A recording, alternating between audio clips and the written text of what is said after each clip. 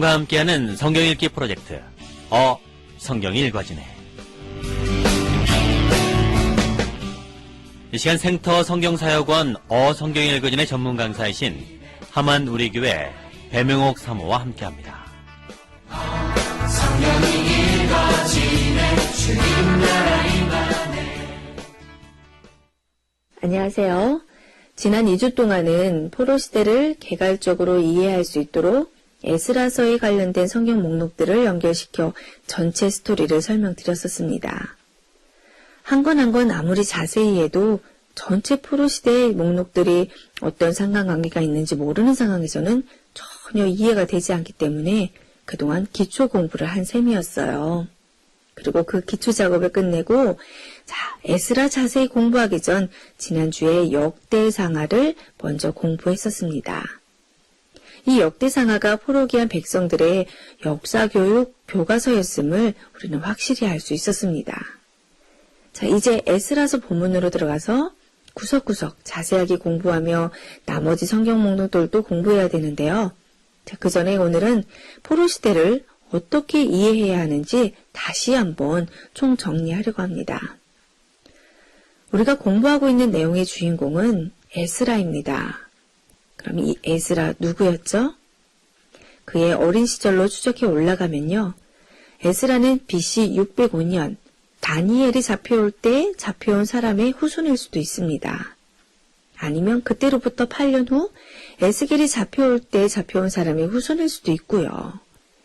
어쨌든 이 아이는 에스라는 태어나 보니 페르시아 제국이 다스리고 있는 바벨론 땅이었습니다. 대략 포로들이 잡혀온 이후 100년에서 130년 이후 태어나지 않았을까요? 그리고 자라면서 에스라는 사색을 했습니다. 난 어디서 태어나서 어디로 가는가? 우리 조상의 하나님 여호와는 바벨론, 아수르, 애굽의 하나님과는 어떻게 다르지? 정말 그분만이 참 하나님이신가? 그렇다면 우리 민족은 왜 포로로 잡혀와 이렇게 살고 있는 것인가? 이런 질문들은 모세오경에 나오는 역사와 그리고 거기 나오는 율법을 깊이 연구하면서 실마리가 풀려나가기 시작했습니다. 그리고 그 이후 역사를 따라가다가 자기 민족의 근세사까지 공부를 하다 보니 결국은 깨닫게 되었어요. 바로 하나님이 이 백성을 택하신 경륜을 저버리고 섞여 살았기 때문이다라는 거였습니다. 사명을 감당하지 못한 이스라엘 이 민족의 죄를 뼛속 깊이 인식을 했어요. 그리고 모세오경과 유다 말기 예언자들의 예언이 맞아떨어진다는 것도 깨달았습니다. 그래서 예언대로 바벨론 포로로 잡혀오게 되었고 자기는 그 후손으로 바벨론에서 태어났다는 사실을 안 거죠. 이러한 탐구 과정 속에서 에스라가 깨달은 중요한 컨텐츠들을 정리하면 이렇습니다. 이스라엘의 하나님 여호와야말로 우주 만물을 창조하신 창조의 하나님이다. 이스라엘의 하나님이야말로 에덴 동산에서 출발한 인류 일반 역사를 주도한 역사의 주인이신 하나님이시다. 아브라함을 택하셔서 결국은 모든 민족으로 복을 받게 하는 사명을 주셨는데 이 사명을 계속 감당해야 한다. 복을 받게 하지 못하면 오히려 당한다. 섞이면 안 된다. 그 사명 감당치 못하면 심판하신다. 그러나 하나님 나라는 계속될 것이다. 이러한 것을 깨달은 거죠. 그리고 에스라는 지도자로 우뚝 섭니다. 그리고 이제는 자기 차례라는 것을 알아요. 자기 시대 오늘 나는 무엇을 해야 하는가? 자기 사명을 사색한 것입니다. 예레미야의 예언대로 70년 바벨론 포로 생활이 끝나고 다니엘과 에스겔의 예언대로 바사 시대가 열려 포로들이 본국으로 돌아가서 성전을 재건하고 살고 있거든요. 현재가 과거와 연결되며 한눈에 자르르 들어오며 현재 귀환하여 성전을 재건하여 살고 있는 저 동포들이야말로 창세로부터 시작해온 하나님 나라 공동체의 역사를 잇는 위대한 사람들이라는 생각이 들었습니다. 아담, 셋, 에노스, 노아, 셈, 아브라함, 이삭, 야곱으로 이어져서 모세 시대를 거쳐 사사시대, 다윗, 르호보암을 타고 흘러가다가 왕정 시대를 거쳐 포로 잡혀와 살다가 다시 돌아가 있는 저 백성들, 현재 저기 예루살렘에서 성전을 다시 짓고 살고 있는 백성들이야말로 하나님 나라가 지금까지 흘러왔다는 것을 증명하는 사람들이라는 거예요. 그래서 정통 하나님 나라의 왕사를 잇는 저 사람들이 귀해 보였습니다. 그리하여 에스라는 예루살렘으로 귀환하여 그들에게 말씀을 가르치며 자기의 사명을 이행했습니다. 우리는 지난 주간 동안 에스라가 돌아온 이 포로 귀한 백성들에게 가르친 역사를 이해했어요. 자, 역대상하죠. 역대상에선 다윗 왕을 복습했었습니다. 왜 포로 시대 상황에서 다시 다윗을 주인공 삼고 있는지, 왜 에스라 시대에 다시 다윗인지, 이스라엘 역사를 다시 재정비하시는 하나님의 뜻이 무엇인지 공부했어요.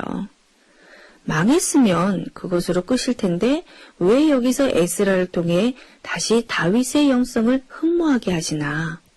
바로 다윗의 왕통은 하나님의 나라를 상징하는 왕이기 때문이었습니다.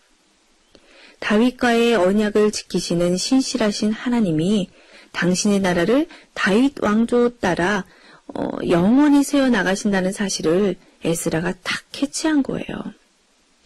에스라는 자기 시대, 즉 포로 귀한 시대를 살면서 모세오경부터 포로 시대까지를 연구했고 하나님 나라가 어떻게 흘러와 여기까지 왔는지 알았습니다.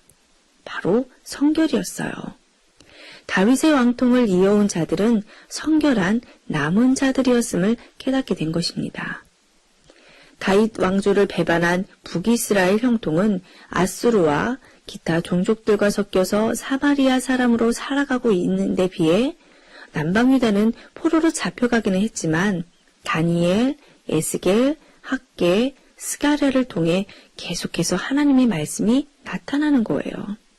자, 이것은 예언대로 정확하게 이루어지고 있다는 것을 뜻하는 거죠.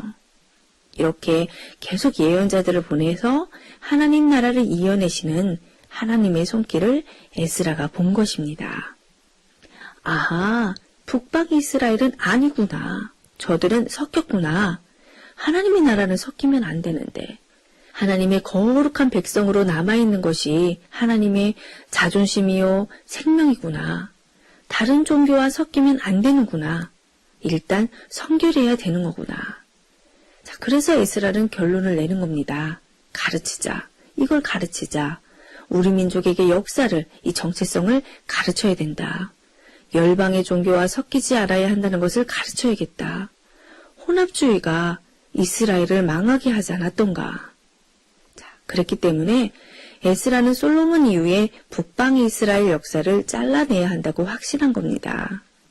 아담부터 시작된 세계사는 하나님의 나라 역사였고 그 역사는 다윗 왕조인 솔로몬 르호보암 계열인 남방유다 혈통으로 이어져야 한다는 확신을 갖게 된 거예요. 그러니까 열왕기야와는 달리 역대상하에서 남방유다 역사만 기록한 것은 매우 의도적이었던 겁니다. 이렇게 북방 이스라엘의 역사를 도려낸 분명한 이유를 분명히 해야 포로 귀한 공동체의 남방유다 후손들의 의의가 보입니다. 그리고 소위 부흥운동, 종교기억이라고 불리우는 에스라 운동은 구약 전체를 타고 오르는 계시의 정신으로 이해해야 비로소 성경의 굵은 선이 보이는 거예요. 풍전등화처럼 보이는 하나님의 나라가 이렇게 끈질기게 되살아나는 것은 거룩하고 성결한 하나님의 나라가 도래하는 현상이라는 거죠. 구약을 마무리하면서 이 하나님의 나라가 어떻게 신약을 향해 조준하고 흘러갈지 예감이 오지 않으신가요? 자, 이제 우리도 이런 관점을 가지고 포로의 귀한 시대를 정복하겠습니다.